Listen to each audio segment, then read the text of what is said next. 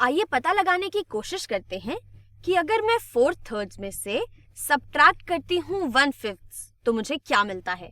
और मैं इनकरेज करूंगी आपको कि आप यहाँ पर इस वीडियो को पॉज करें और इस बारे में खुद से सोचें।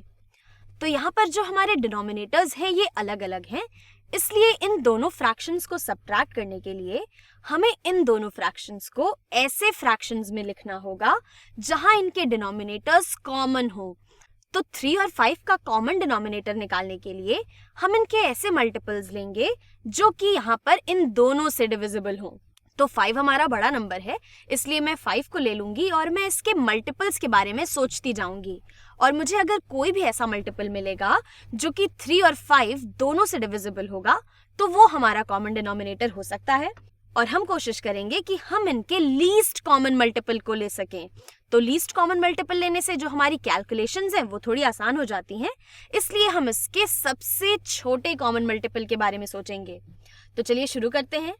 5 का पहला मल्टीपल होता है 5, तो 5 3 से तो डिविजिबल नहीं है, इसलिए हम 5 नहीं ले सकते।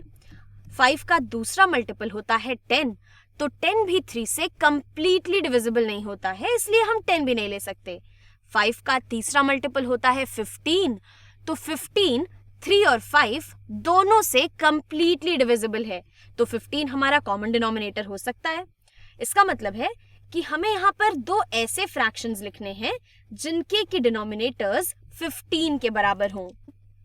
तो अगर अब हम 4/3 को देखें तो 3 से 15 तक पहुंचने के लिए हमें अपने डिनोमिनेटर को 5 से मल्टीप्लाई करना हो रहा है।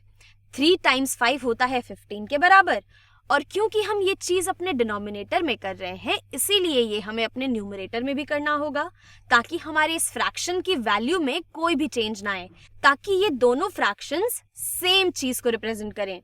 तो क्योंकि हमने यहाँ डिनोमिनेटर को मल्टीप्लाई किया है 5 से, इसीलिए हम अपने न्यूमरेटर को भी 5 से मल्टीप्लाई करेंगे।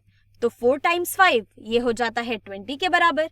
तो हम कह सकते हैं कि 4/3 और 20/15 ये सेम चीज को रिप्रेजेंट कर रहे हैं। ये दरअसल सेम नंबर को ही इंडिकेट करते हैं। और इसमें से हमें एक ऐसा फ्रैक्शन सब्ट्रैक्ट करना है जिसका कि डिनोमिनेटर 15 के ही बराबर हो। तो अगर हम 1/5 को देखें तो 5 से 15 तक पहुंचने के लिए हमें 5 को 3 टाइम्स मल्टीप्लाई करना होता है, और क्योंकि ये चीज हम डिनोमिनेटर में कर रहे हैं इसलिए हमें ये काम न्यूमरेटर में भी करना होगा। मतलब कि हमें 1 को भी दरअसल 3 से मल्टीप्लाई करना होगा। तो 1 टाइम्स 3 होता है 3 के बराबर। तो यहाँ से 1/5 दरअसल 3/15 के ही बराबर है। तो अब हमें सब्ट्रैक्ट करना है 20/15 को और 3/15 को। तो इसे हम ऐसे समझ सकते हैं कि अगर मेरे पास कोई चीज 20 टाइम्स है और उसमें से मैं 3 टाइम्स उस चीज को निकाल लेती हूँ तो मेरे पास कुल कितनी चीजें बचेंगी।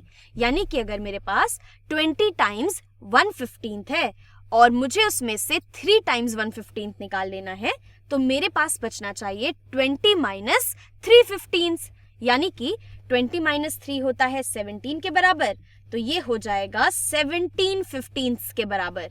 तो हमारे पास बचता है 17/15, और हम चाहे तो 17/15 को एक मिक्स नंबर में भी लिख सकते हैं।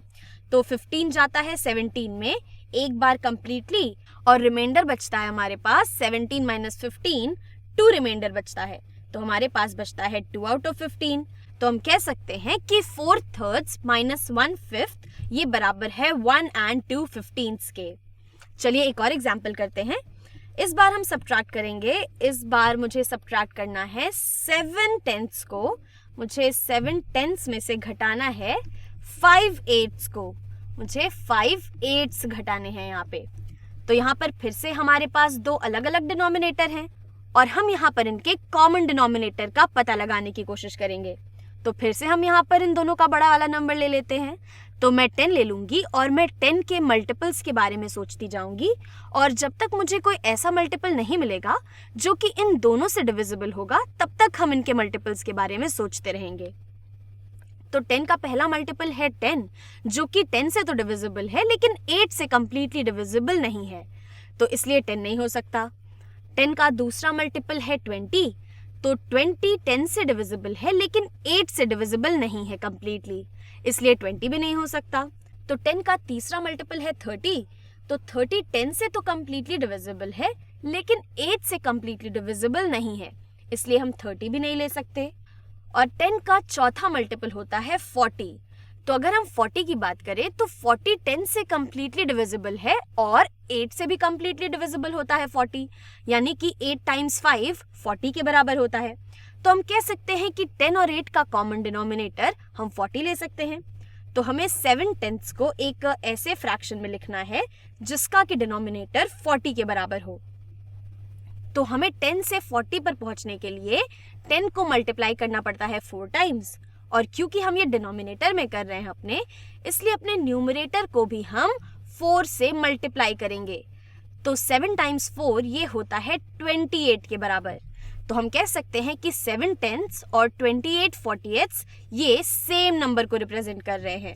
और अब इसमें से मुझे ऐसा एक फ्रैक्शन घटाना है जिसका कि डिनोमिनेटर 40 के बराबर हो।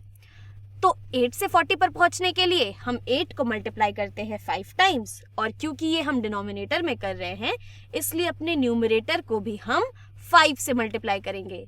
तो 5 टाइम्स 5 होता है 25 के बराबर।